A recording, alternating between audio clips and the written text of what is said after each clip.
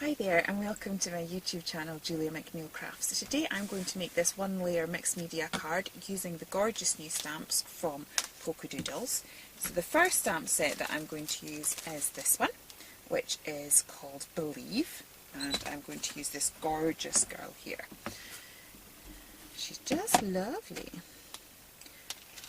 And I'm going to stamp her up using my Stays On ink pad. To try and give it plenty of ink because I just tried this a second ago. It didn't work. So we're starting the video again. Right, I'm going to put it about halfway up and give it a good stamp. I actually think I'm going to stand up. Try and do that without getting myself in the camera and give that a good press. I suppose if you've got a stamping platform, that would be useful. I do have one, but I just still revert back to this for some reason. It's what I'm used to. If it's not broke, don't fix it. Right, hopefully this will be, that's much better than the one that I did previously, so that's good. So I'm going to start off by doing her hair, and I'm going to do that using my Distress inks. So I've got Ripe Persimmon, Pink Raspberry and Mustard Seed. And what I'm going to do is just grab my daubers and quickly, really quickly, colour in her hair. And now, I'm not too worried about it going over the edge, that's not a problem, we're going to sort that later. The only thing that I'm trying not to do is go into her face. It doesn't matter if you go in a little bit because we'll be blending some of the colours that have gone from the hair anyway, just to kind of give it a sort of, I don't know, cohesive look. But to the best of my abilities, I'm going to avoid her face. So I've just put that in like that. And just because I like pink, I'm going to emphasise that a bit more, get a bit more of that pink in there. Okay, and that's me for just now. Okay, I am going to grab some stamps from this set here, which is Flower Power 1. And I'm just going to grab this little tiny swirly one. And I'm going to just stamp some impressions on there.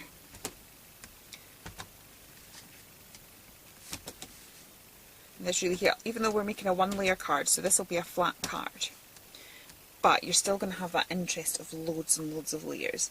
The other thing that I did was I stamped some of the words out into her head, just because you can. Okay. So I'm going to get the word amazing because it curls round, and if you put it upside down, which is fine, good to have writing all every which way.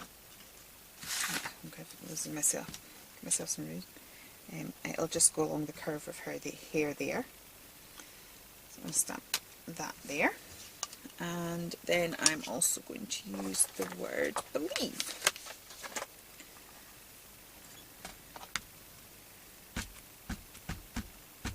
Again, I'm using my Stays On ink for these bits, and again it doesn't matter if it goes over it a little bit because we will sort all of that in a minute.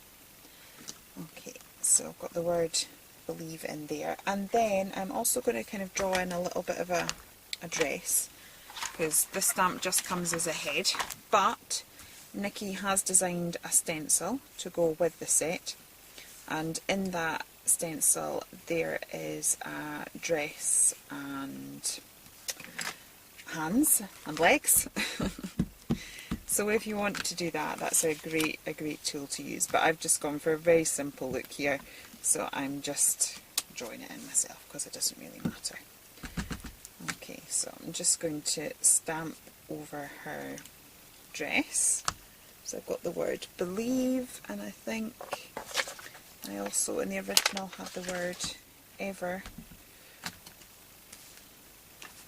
Seem to have more room in there, but just, yeah, various sentiments from the stamp set. So I think these stamp sets have been designed so that you can build up various sentiments if you want. But this is, for me, is just it's almost like when I put down book paper in the background. It's that sort of idea. It's going to be sort of a little text detail that's going to be in the background. I know it looks quite in your face at the minute, but it will be in the background by the time we've finished.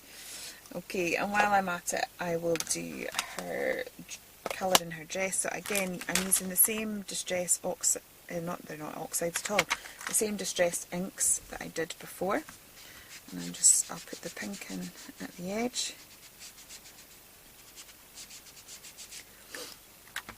And then I'll put in a little bit of the right persimmon in the middle, just so that we sort of have a bit of a shaded look, giving the dress a little bit of dimension, and the yellow just at the end there. Okay, so that's my dress. I want to add a few more details to the hair. I actually think the flower that I used in the original might be in a different stamp set. Yep, sorry about that. So I used Flower Power 2 as well, just because I want to put a solid stamp. A lot of these stamps are open so that you can colour in, which is beautiful for other effects, but because I've got this, I'm trying to create details in her hair, I need quite a solid stamp to work against that background. So I've got a little flower going in on there. So we've got the flower, the leaf that we put in earlier, we've got this other little leaf as well. So I'll maybe put a bit of the, what's this one? Mustard seed in, so we've got a whole load of extra stuff going on there. Okay, so the next thing I am going to do is to make that stand out now, and I'm going to do that by getting out some black gesso. Okay, just tie that to the side a second. Okay, so the gesso I have got is the Indigo Blue Gesso Good Black. I do like this one. I find it really is quite an intense black. I don't know. You think black is black, but actually sometimes blacks just aren't that opaque. But this is a really nice opaque black, so I'm going to use that. Okay, and I'm going to just try and carefully go around the edge of the girl.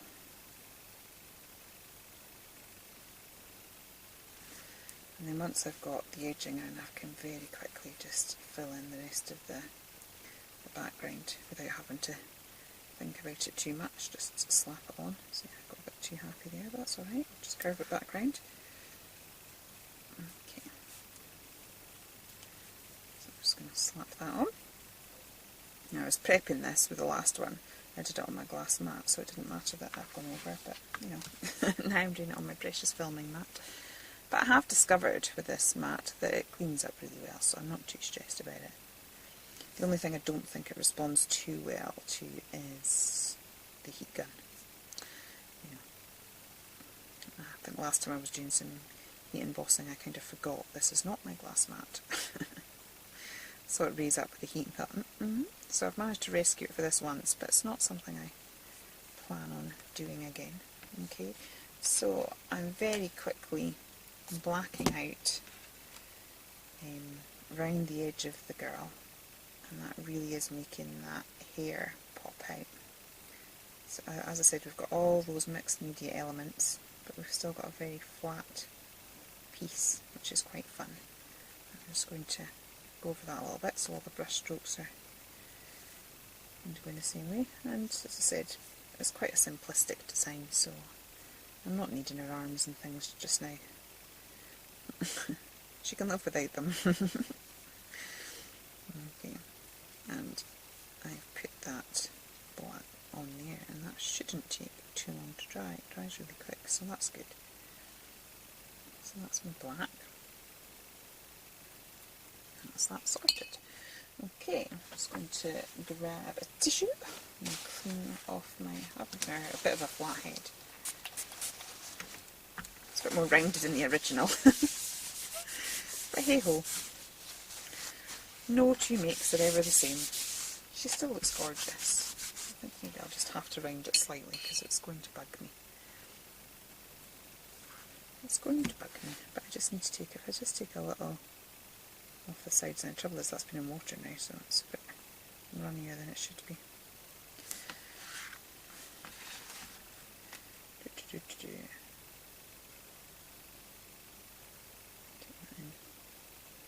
I know it's a little thing, but it would have bugged. It would have really bugged me, so we can't have that. I can't have me annoying myself. Okay. And then, as I said, that gesso should dry quite easily. I might just give it a little blatter with the heat gun, just to speed things up a little bit. Okay. Ah, might help if I turn it on. Now let's hope I turn the heat gun on here and not turn the light off, because that could be unfortunate. Yep, got the right one. Oops. I've got all new power points that I didn't have before. Before I had a really long extension cable that used to go down the hatch of the loft and plug into the hallway. But my husband's actually fitted proper sockets, so I have one on my, well, I've got two on my desk. So one for my light and one for my heat gun. And then I've got some more further in the room. One for a heater because it's Baltic up here. Absolutely Baltic. But at least I am not crafting in hat, scarf and gloves and 2 jackets, which I have done before. So, that's good. So I'm enjoying having my extra PowerPoints. Okay, so the really cool thing about Distress Oxides, which I'm now going to pull in, is that they show up on black. So originally when I was looking at this, I thought I kind of want the text in the background to tie in with the text in the dress, and I was thinking about embossing powders because that probably seemed to make the most sense, but actually I just really didn't want to go there. That wasn't really the look I was going for. And yeah, I suddenly remembered because I'd forgot. It's one of the main things that I invested in Distress Inks for, was the fact that I could stamp on black and it would show up, and I forgot about that.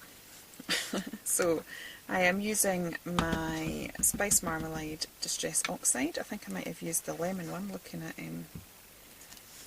the way that one's turned out, but never mind, we've still got an effect. And I'm using the same word, believe, that is in her hair and on her dress. Okay.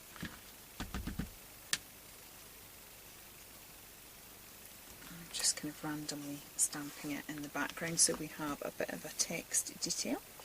And then I'm going to take one of the same stamps that we had earlier. I think this was from Flower Power 1. And I am going to take my Distress Oxide again, but this time I have got my picked raspberry.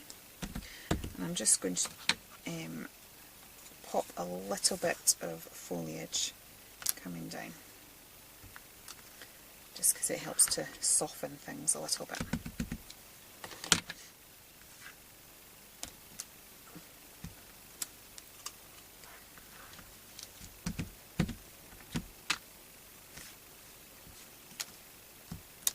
Okay, so that's some coming down, and then we'll pop a little bit at the bottom coming up. And that's just giving that black background a little bit of interest.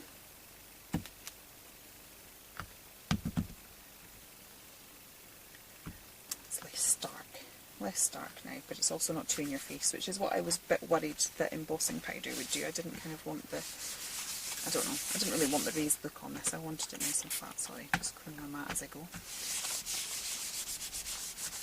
Okay. So the next thing I'm going to do is bring in my black Posca pen, and I'm just going to give her dress a little bit of a neckline. So I'm just going to draw a curve there, and then another one further down. Just neaten that off a little bit. And then I just drew some very basic scallops Nothing too difficult here. And I've gone over them to make them quite thick, because when they're quite thin they don't really stand out against the text. You can't see them for the text. I've just thickened those up and then given that. So that's her got a bit of a neckline to her dress. Okay. And then the next thing I then have to do is her face. So for this I have my Prima watercolours. This is Decadent Pies. And the main reason I bought this kit was because I heard somebody say that this particular one here, which is number 31, makes a brilliant skin colour, and they swore by it. So I didn't have plenty of watercolours, but I didn't have anything that was sort of a skin colour. And this was before Jane Davenport had brought out her range, because I think she's got a whole range, a whole paint palette that's dedicated to skin tones. But I'd already bought this, so I don't have that one. So it's a really, really light peachy colour. It's probably going in a bit heavy with water there. Don't need it quite that wet. Okay, so I'm going to just give her a very light coat of watercolour. I'm not spending a lot of time on this because, to be honest, it's not really the main feature. The main feature of this is her cool hair. So I'm not going to stress too much about getting the perfect watercolour face, because I think having it quite loose and sketchy kind of just sort of adds to that look a little bit.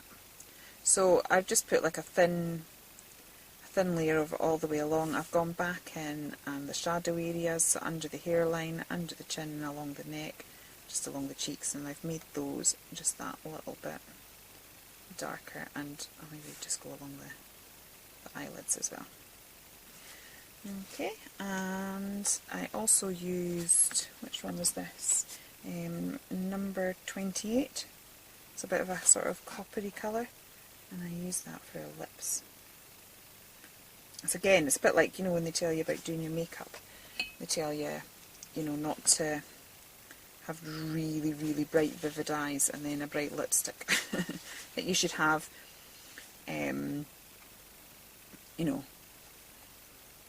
really definite eyes and then a neutral lipstick, or a really bright lipstick and neutral eyes. So I'm kind of going with that theory. Don't know if it works, but I'm going with that theory because I kind of feel that because her hair is so crazy, we don't need to go crazy on her face.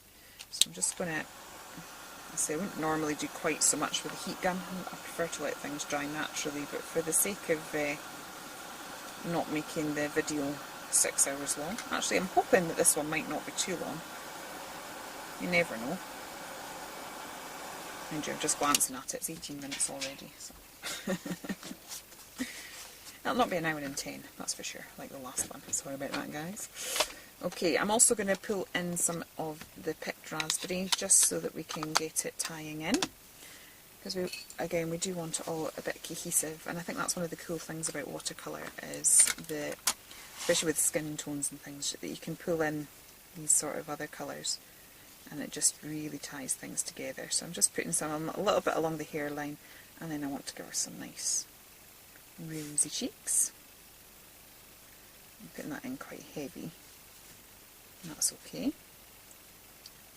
But then I'm just going to get a little bit of water and just sort of really soften those edges a little bit so that she doesn't look quite so painted. She doesn't look quite so much of a painted lady. Okay. And then I'm just going to get a little bit of this sort of darker brown. Where's my colour? That's number 30. And I'm just going to emphasise the corners of her lips a bit. Again, just for the sort of tonal value of it, to make sure that it looks right. Okay, and I think that's her for her face. So quick and easy for that. Really, really simple. So the next thing I am going to do is I'm just going to grab, I've got a Zig marker here, a woodcraft marker and it's gold, and I'm just going to pop that round the edges and just different it slightly.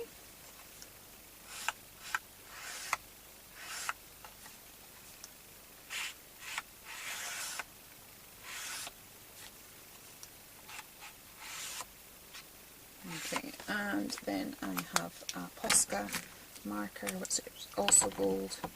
Just need to activate this one a little bit. Okay, and I'm going to do my sort of squiggly lines round the edge just to frame it, just to tie everything together a little bit. And I think the gold goes really nice against the black, and especially the fact that we've used the kind of warm colour tones, the oranges and pinks and things in the hair and the dress, that the gold ties really well with that. Okay, so just finishing touches now. I am going to grab a piece of scrap paper first of all, and just, this is sort of failed printing from my computer. Just going to cover her face a little. I don't want to cover her hair actually, just her face, because we don't want blobs on her face. Right, I'm going to do that. And I am going to grab my Kuretake Ganzi Tambi paints. I'm going to have to get a new one of this. I'm going to have to see about getting single pans of the Kuretake paint. So it's gorgeous. This one's so opaque, which is why I love it. Right, and I'm just going to grab that. It's a lovely, this is number 95, and it's a lovely pearlescent white. And then I'm just going to do some splashes. I think I've watered that down too much, it's looking a little bit watery. So we've got some splashes like that. And then literally what I did was I let that dry, and once it was dry I then added some gold splashes. So the exact same technique. I got my gold paint and splashed, and then mounted it onto a card. And so that is my little one layer mixed media girl. I hope you enjoyed that. If you have enjoyed this video, please do consider liking and subscribing, and I will be back again very shortly. Okay, thank you very much then. Bye.